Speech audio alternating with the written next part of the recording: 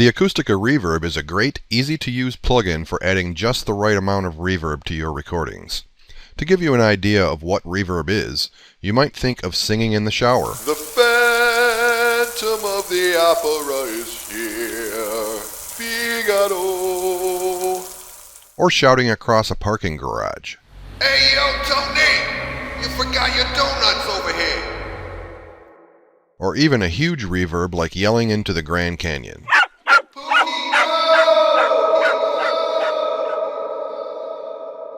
In all these examples, your voice bounces off walls, moves through hollow areas, and is returned to your ear as a sort of springy or echoey version of the original. Reverb is commonly used on just about any instrument, any vocal, or any sound. Let's test it out a few different ways here, and we'll start with some vocals. And I'm going to loop a section, hit solo, and also solo the submix track. I am ready. Now that's very dry. We'll click the effects button, add the Acoustica Reverb, bring up its interface, and hit the loop button here. Hit play. For my very next heartbreak, when she told me. Now that sounds more smooth already without even adjusting. Let's try some of the presets. Knew that the time was right. Yeah, I knew the time was right. I'm ready for my very next heartbreak, when she told me. Knew that the time was right. Yeah, I knew the time. I like that one, but it's probably a little strong. I would bring down the reverberation and the wet mix a little bit, and probably the damping also. I was right. I am ready for my very next heartbreak, when she told. Now that may sound a little strong at first, but once you mix that in with the music, it's not going to be as apparent.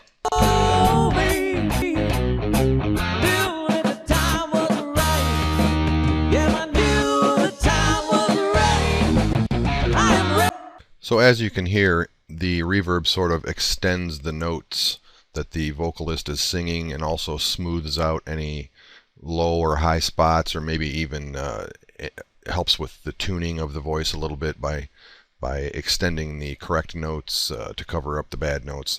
Reverb is just an all-around great plug-in to use for vocals. Let's try it on some drums, and we will try it on the snare drum. I'm going to solo that and use the same loop section. Let's hear what it sounds like dry.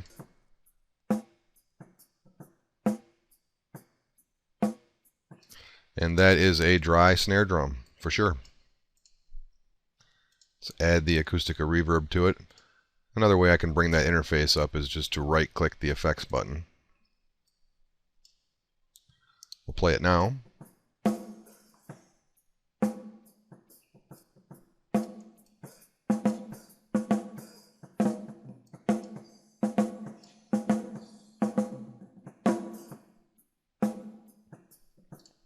Can give it a nice heavy long reverb for more of a 80s rock sound.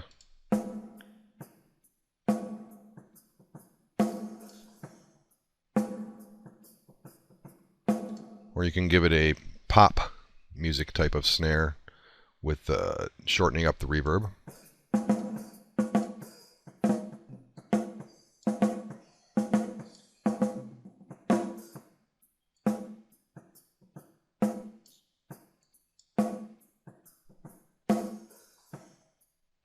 So you can see how that also enhances a drum kit. It makes that snare more consistent and professional sounding. And now we'll try this on some guitar. And here's our first guitar in this project. So we'll play that dry for you.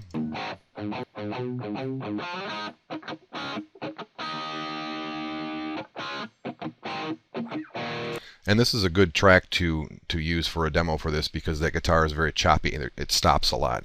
And when it does stop, when it's dry, you can really hear the dead air, and you can hear that it's completely dry. There's no effects on it. So we'll add the Acoustica Reverb, bring up its interface.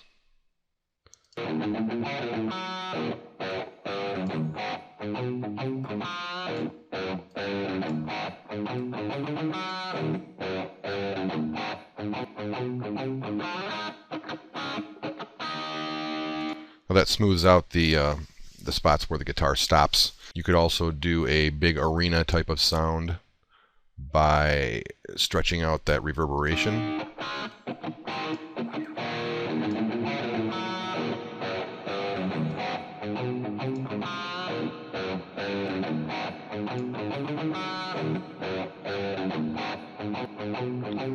Again, that sounds very apparent, but if you play it along with the rest of the song, it's going to get buried a little bit.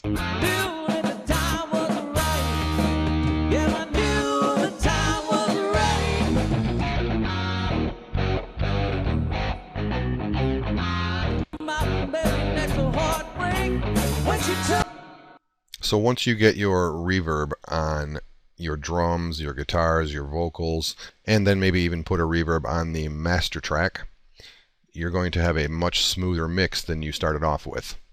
And speaking of adding reverb to the entire mix with the master track, let's go ahead and take that reverb right back off of the guitar and the snare drum.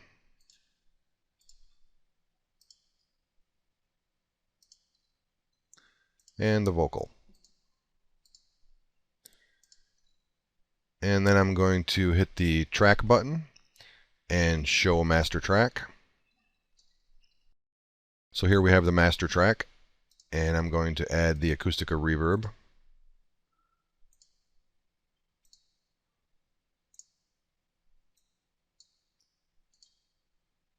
And play the song and try to find a reverb that makes everything sound good together. And what this is going to do, it's going to make it sort of sound like this band is playing all in the same room, so they're all getting the same type of reverb.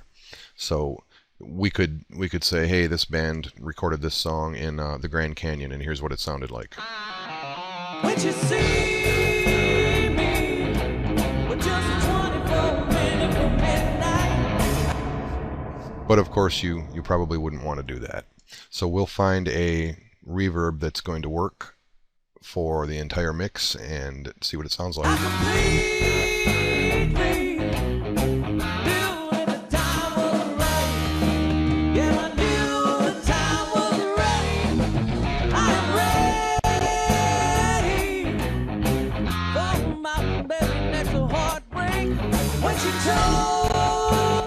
You can really hear the difference when I deactivate that, how much smoother and professional it sounds with the plugin activated. I